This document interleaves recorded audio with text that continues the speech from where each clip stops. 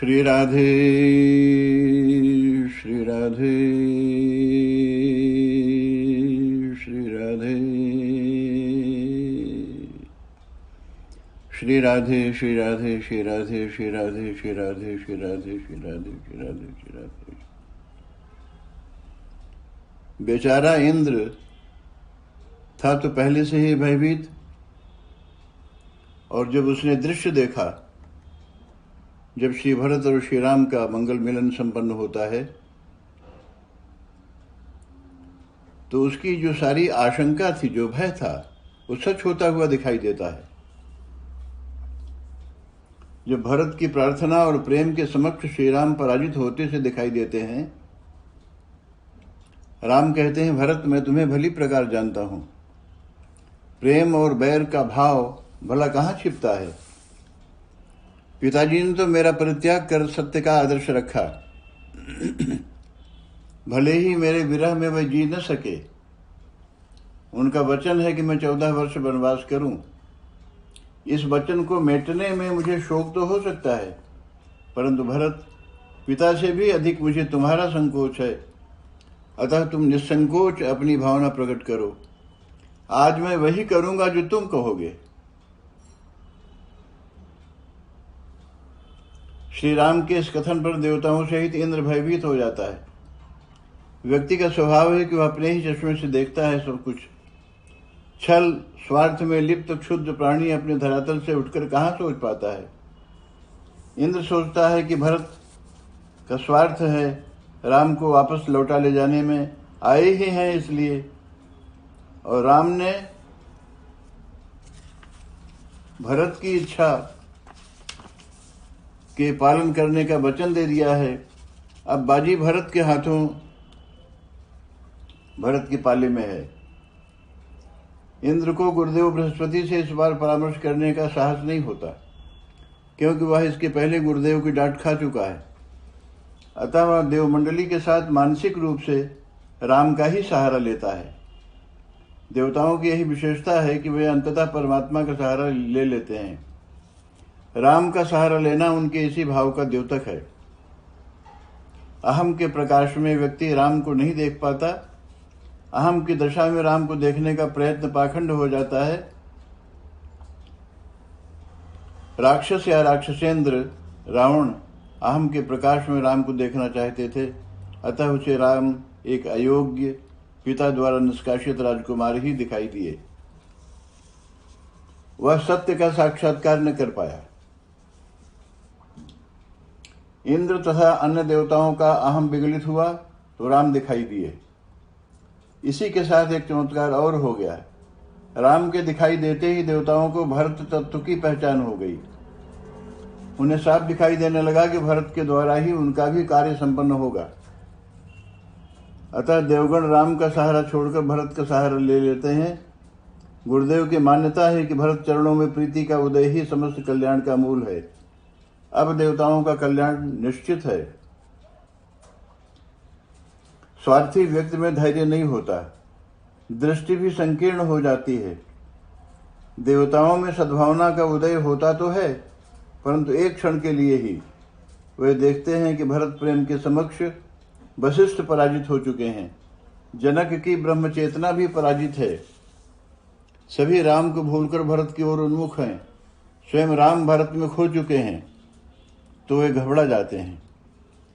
इंद्र भयभीत, शोकाकुल।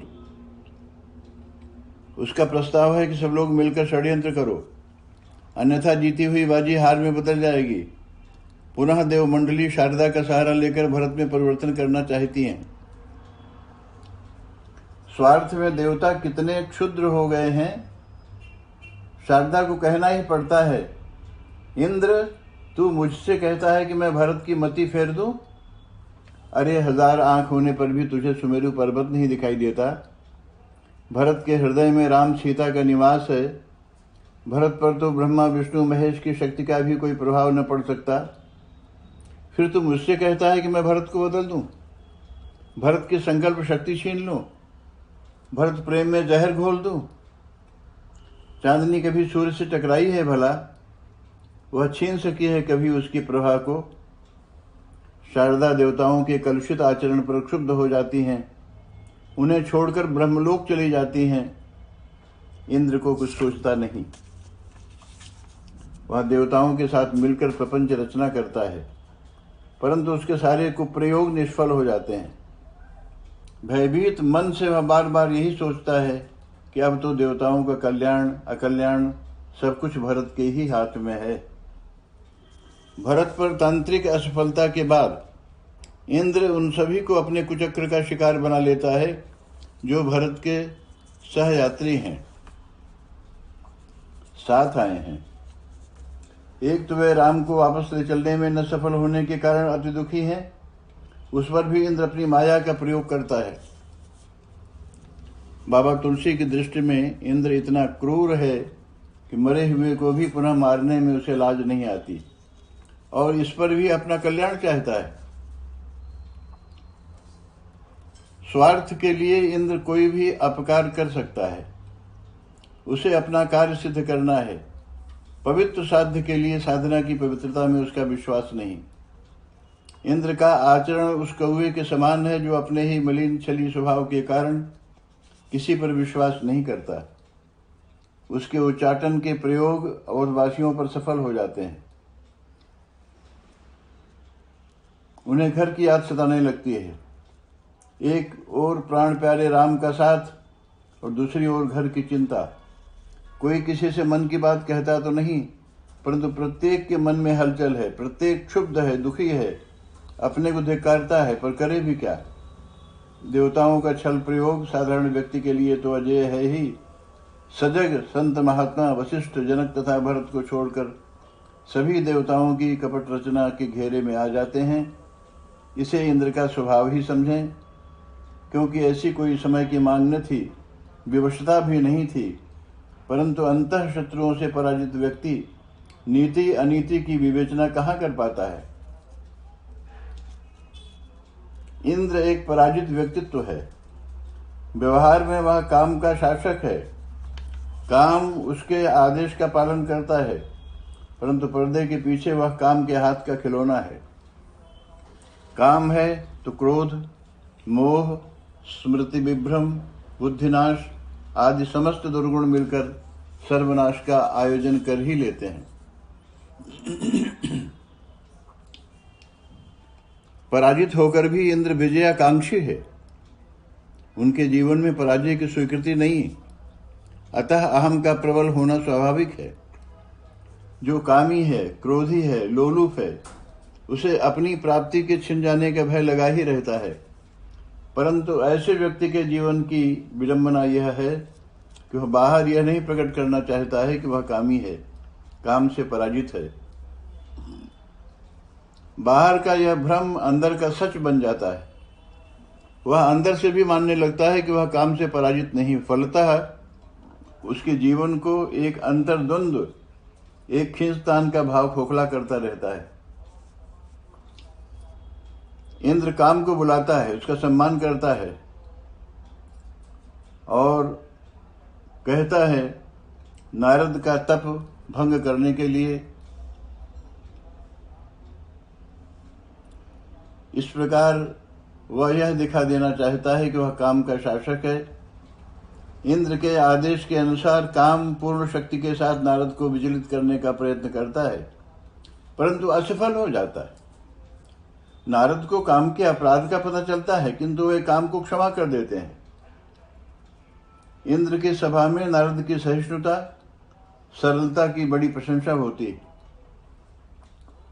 काम के ऊपर नारद विजय के गीत गाने लगते हैं,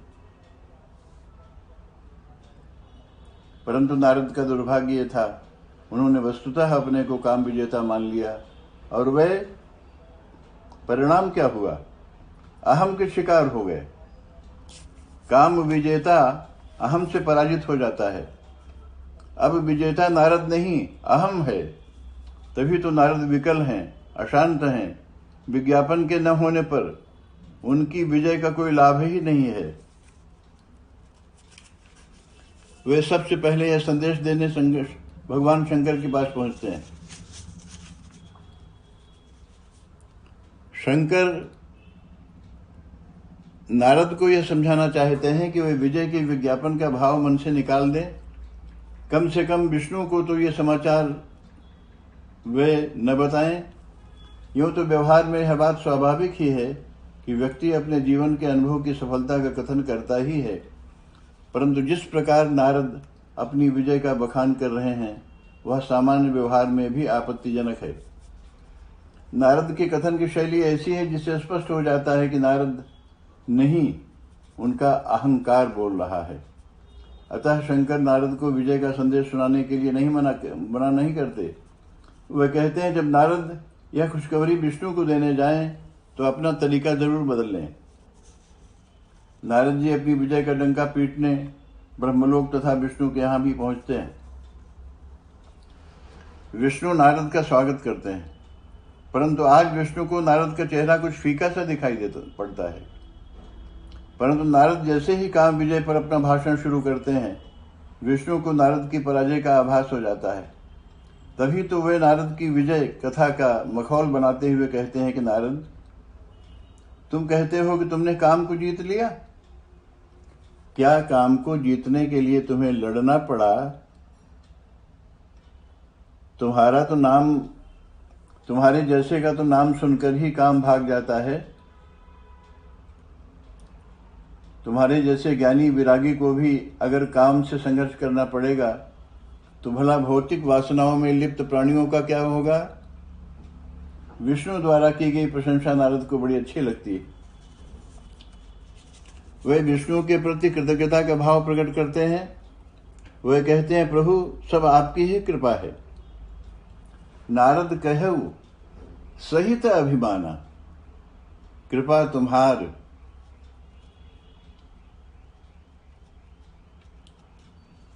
तो